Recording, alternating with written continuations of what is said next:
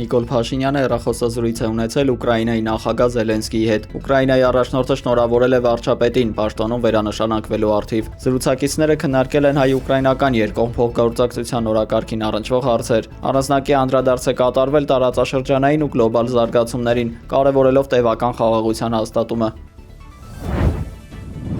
Օգոստոսի 14-ից Կիևյան կամուրջն ամբողջությամբ կվերաբացվի երթևեկության համար։ Այս մասին հայտնել է Երևանի քաղաքապետարանը։ Հունիսի 17-ին մեկնարկած հիմնանորոգման աշխատանքներն ավարտվել են նախատեսված ժամկետից շուտ։ Կամրջի վերաբացմանը զուգահեռ հարակից փողոցներում կվերականգնվեն երթևեկության նախկինում գործող կարգավորումները։ Ադրբեջանցի մասնագետներ են եկել Մեղրիի տարածաշրջան։ Իմացել ենք մեր մասնավոր կապերով եւ ոչ թե պետական ինստիտուտներից, հայտարարել է Ուժեղ Հայաստան դաշինքի ղեկավար Նարեկ Կարապետյանը։ Իրենց այցելության մասին մեր ուժը տեղյակ է եղել, մենք ցավոք տեղյակ ենք եղել ոչ թե պետական ինստիտուտների կողմից տեղեկացվելու արդյունքում, այլ մեր ունեցած կապերով մենք տեղեկացվել ենք, որ հարևան երկրից Հայաստան են եկել մասնագետներ եւ այցելություններ են կատարում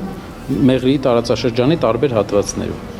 Ինչ մասնագետ։ Ժամանակահատված կասեք, որ խնդրեմ բան գաղտնի։ Երբ ա եղել է դա ինձը, որտեղ իշխանությունը չի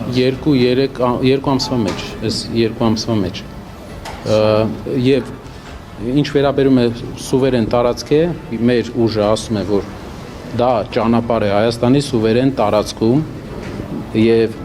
որևէ երկիր իրավունք չունի դա կոչել միջանցք։ Դա ճանապարհ է Հայաստանի սուվերեն տարածքով։ Եվ եթե իրենք ուզում են Հայաստանի տարածքով անցկացնեն էլեկտրահաղորդականության գծեր, պետք է վճարեն մեզ դրա համար։ Իրենք թող վճարեն մեզ,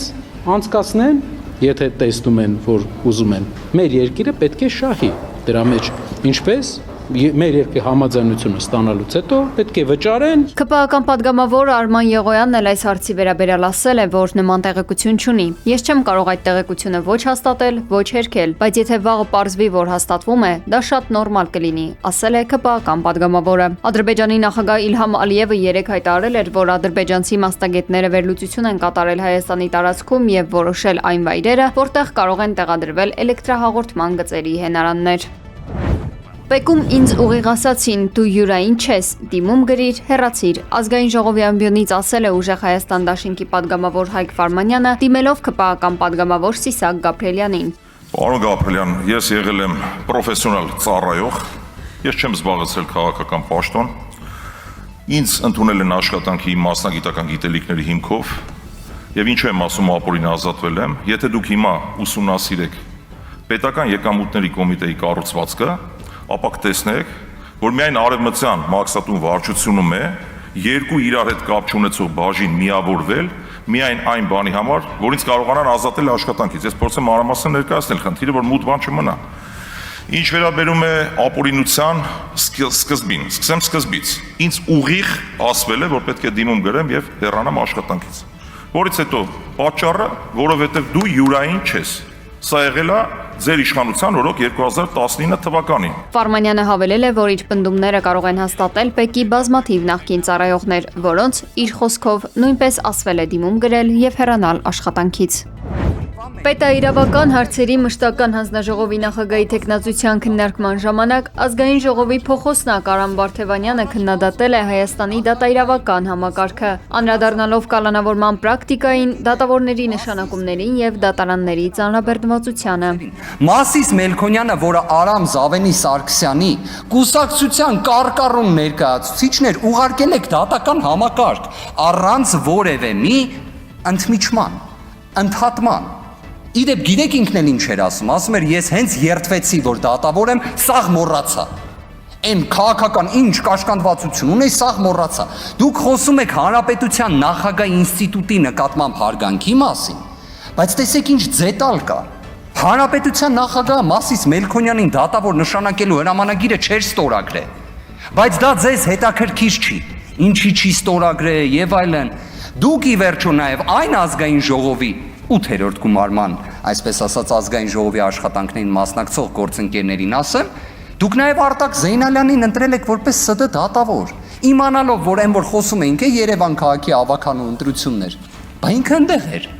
հանրապետություն կուսակցությունից, Որպես օրինակ նա ներկայացրել է ուժեղ Հայաստան դաշինքի առաջնորդ Սամվել Կարապետյանի կալանավորումը, ընդգծելով, որ մեղադրանքը միջին ծանրության է եւ առաջարկել է նման դեպքերում կիրառել այլընտրանքային խափանման միջոցներ, այդ թվում տնային կալանք։ Հայաստանի Հանրապետությունում չկա որևէ մեկ մարդ, նույնիսկ ձեր ամենամեծ համագիրը քաղաքացիական պայմանագիր խմբակցության գործընկերներ, որ օրինակ 1% անգամ կասկած ունի, որ Սամվել Կարապետյանը ապօրինի է կալանավորվել եւ կալանավորվել է, քանի որ Facebook-ում Նիկոլ Փաշինյանը կոնկրետ ցուցում տվեց։ Այսինքն դուք կարող եք ասել, որ ձեր ելույթները, որոնք դուք ունենում եք, ԱԺ-ից դուրս իդեպ Եթե մեկնաբանվի այնպես ինչպես Սամվել Կարապետյանի դեպքում քննիչը, դատախազը, ընդհուպ մինչև գլխավոր դատախազներ այդպես մեկնաբանում, դուք քրեական գործերով պետք է ամեն օր անցնելուց լինեք։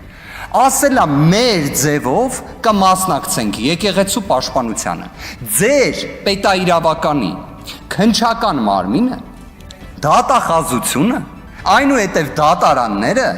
գտել են, որ սա իշխանությունը բռնությամբ զավթելու կոչ է։ Անդրադառնալով վերաքննիչ վարչական դատարանի ծանրաբեռնվածությանը նա նշել է, որ որոշ գործերով առաջին դատական նիստը կարող է նշանակվել միայն 2028 թվականի նոյեմբերին։ Սա նորմալ է, ժողովուրդ ջան, նորմալ չի, նշել է Վարդևանյանը։ Վերաքննիչ վարչական դատարանի ծանրաբեռնվածությունը պայմանավորված է մեկ հանգամանքով։ Դա պետական մարմինների բողոքարկումներն են։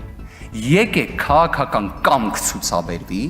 կոնկրետ առաջարկ ներկայացվի վարչական մարմիններին, մինչև X թիվ տուգանքին վերաբերող որոշումներով, թող հրաժարվեն իրենց վերաքննիչ բողոքներից։ Դրանից որևէ մի արդարադատության դեֆիցիտ չի լինի։ Ես գիտեմ այն օրենսդրական նախաձեռնությունը, որը ի վերջո ընդունվեց, բայց դա վերաքննիչ վարչականին դեռ չի բեռնաթափ է։ Եկեք այդ ուղիղ առաջարկը ազդակտանք, որ մեր հայրենակիցների վարչական դատարանում որոգայթի մեջ հայտնվելը դադարեցվի։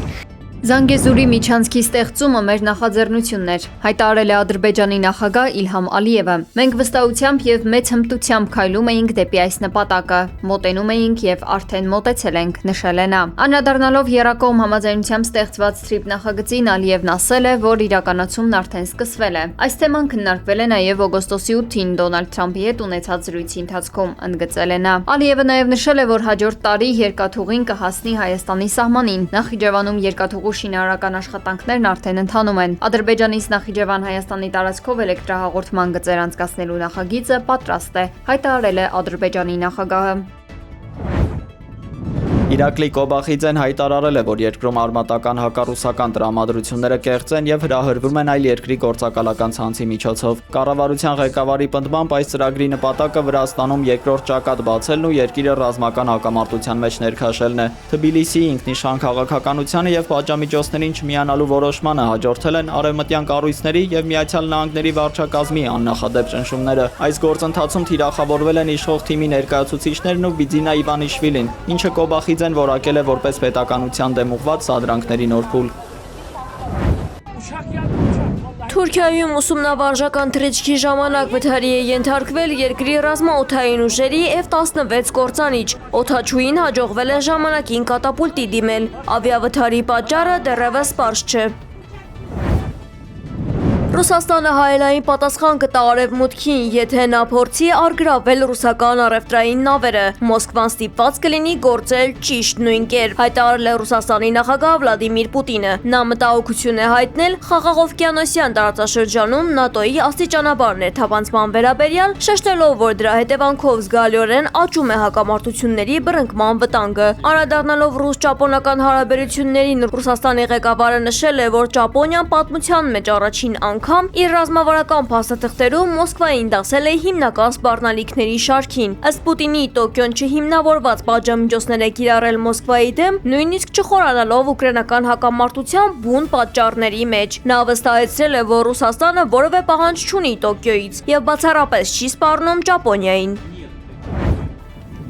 Իսրայելական բանակը Լիբանանում հիմնովին պայթացրել է դպրոցներից մեկը, թիրախավորել հյուրատուն, ինչի հետևանքով կան վիրավորներ։ Հարվածներ են հասցվել նաև Սուր եւ Նաբաթիե շրջաններին։ Իսրայելական զորքերը առաջ են շարժվել եւ իրենց դրոշները բարձրացրել են ՅՈՒՆԵՍԿՕ-ի պաշտպանության ներքո գտնվող պատմական Դուբիե ամրոցի վրա։ Սահմանամերձ գյուղերը վերածվել են ավերակների։ Տանկերն ու հրետանին քանդել են տներ, ոչնչացրել ենթակառուցվածքներ ու արմատախիլ արել հնագույն ծառեր։ Կալիֆոռնիայի Սիերա Մադրե քաղաքում արջը գտել է ամառային տապից պաշտպանվելու յուրօրինակ եւ հաճելի միջոց։ Կենդանին որոշել է պատասպարվել շոկից, սովանալով բնակիչներից մեկի լողավազանում։ Կոլումբիայում տեղի ունեցած աղետալի երկրաշարժի զոհերի հիշատակին երկրում հայտարարվել է երրորդյա ազգային սուգ։ Սան Խոսե դել Պալմար քաղաքի մերձակայքում գրանցված 7.4 մագնիտուդով ցնցումների հետևանքով զոհվել է առնվազն 240 մարդ։ Իշխանությունների հրամանագրով պետական հաստատությունների եւ արտասահմանում գործող դիվանագիտական ներկայացուցիչների դրոշները կխոնարհվեն։